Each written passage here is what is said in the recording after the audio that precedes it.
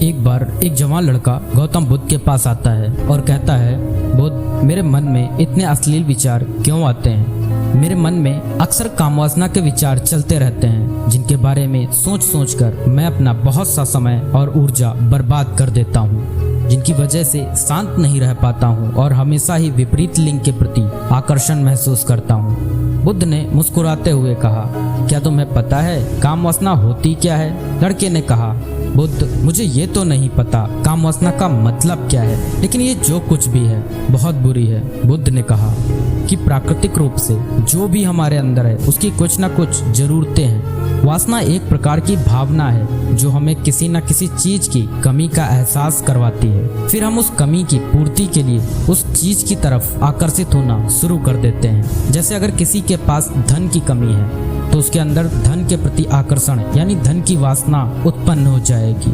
तो वासना कुछ और नहीं बल्कि एक प्रकार की कमी, एक प्रकार की जरूरत का एहसास है, और जब ये जरूरत शारीरिक हो तो हम इसे काम वासना कह देते हैं। लड़के ने कहा, बुद्ध, ये तो समझ में आ गया कि काम वासना का मतलब क्या है, लेकिन ये हमारे अंदर आती कहाँ से है, ये उत्पन्न कैसे होती है?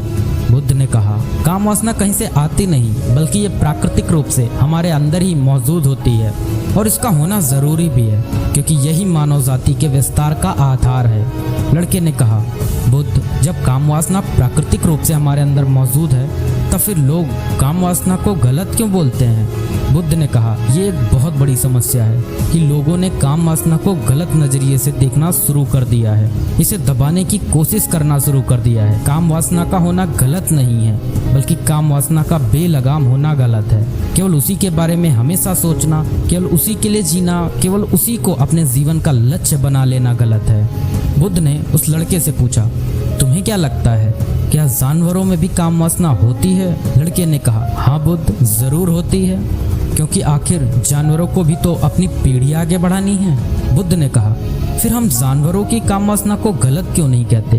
लड़के ने कहा, पता नहीं बुद्ध, आप ही बताएं।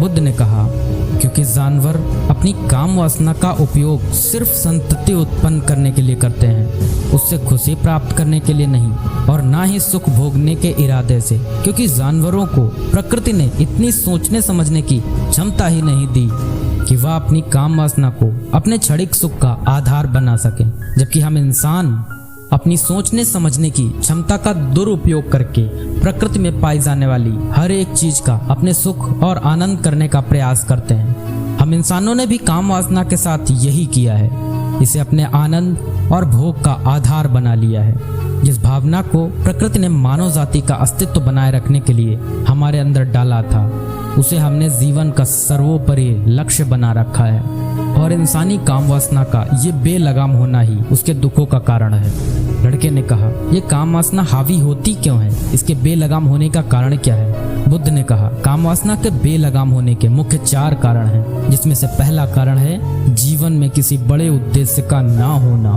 बुद्ध ने उस लड़के से पूछा, क्या जब तुम किसी काम में व्यस्त होते हो तब भी तुम्हारे दिमाग में अश्लील विचार आते हैं? लड़के ने कहा, नहीं बुद्ध, जब मैं व्यस्त होता हूँ तो मेरे दिमाग में अश्लील विचार नहीं आते। बुद्ध ने कहा, हमारा दिमाग एक बार में सिर्फ एक ही चीज के बारे में सोच सकता है, इसलिए जब हमारे दिमाग में कोई दूसरे विचार चल रहे होंगे तो अश्लील विचार आ ही नहीं सकते। अगर हमारे जीवन में कोई बड़ा और स्पष्ट लक्ष्य है और अगर हम उस स्पष्ट लक्ष्य के प्रति पूरी तरह से समर्पित हैं तो हमारे पास कभी इतना समय ही नहीं होगा कि ये फालतू विचार हमारे मन में घर कर सकें, और अगर ऐसे विचार उठते भी हैं तो हमारे मजबूत लक्ष्य के विचार इन्हें आसानी से हमारे मन से अलग कर देंगे।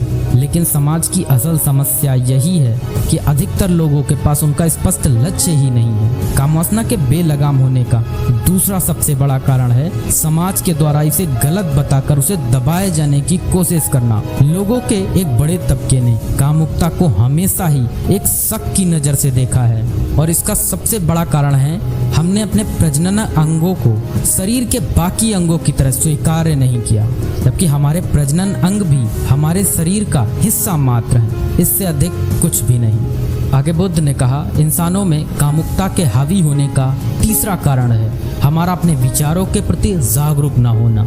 हमारे मन में कैसे विचार चल रहे हैं हम इस पर कभी ध्यान ही नहीं देते।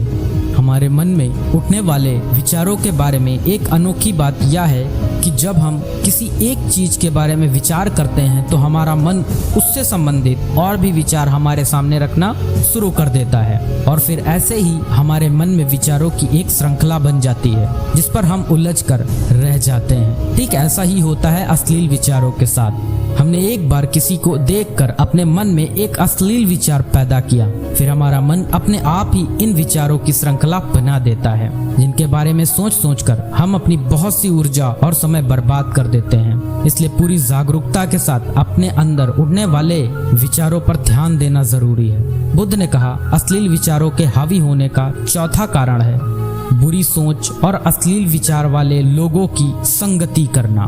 कई बार ऐसा होता है कि कामुकता हमारे अंदर नहीं होती, लेकिन कुछ अश्लील लोगों के साथ रहने की वजह से यह हमारे अंदर हावी हो जाती है। इसलिए बुरे विचार वाले अश्लील लोगों से दूरी बनाकर रखनी चाहिए।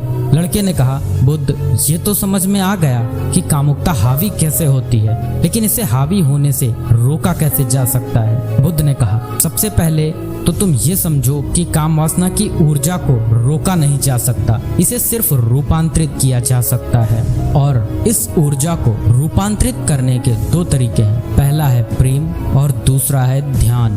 जब हम सच्चे प्रेम में होते हैं तो हमारे अंदर कामुक ऊर्जा हमारी खुशी और हमारे आनंद में परिवर्तित हो जाती है, लेकिन ज्यादातर लोग शारीरिक आकर्षण को ही प्रेम मानते हैं जो कि ऊर्जा का व्यय करता है, रूपांतरण नहीं। काम वासना की ऊर्जा को शरीर के अंदर रूपांतरित करने का सबसे सफल तरीका है ध्यान।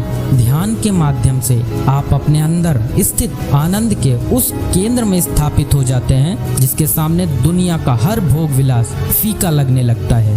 ऐसा नहीं है कि आप ध्यान में उतरने के बाद वो सब सोचने और करने में सक्षम नहीं होते, बल्कि आप उससे ऊपर उठ चुके होते हैं और फिर ये सब हरकतें आपको छोटी और बचकानी लगने लगती हैं। लड़के ने कहा, लेकिन बुद्ध, ध्यान की शुरुआत कहाँ से करें? बुद्ध ने कहा, सबसे पहले तुम खुद के साथ अकेले में समय बिताना शुरू कर दो, क्योंकि जो इंसान जिसके साथ सबसे ज्यादा समय बिताता है वो उसको सबसे ज्यादा जानने लगता है। और जब तुम खुद को जानना शुरू कर दोगे तो ये सारे भौतिक सुख तुम्हें छोटे लगने लगेंगे और फिर एक दिन ऐसा भी आएगा जो तुम्हारे चाहे बिना तुम्हारे दिमाग में किसी भी तरह के विचार उठना बंद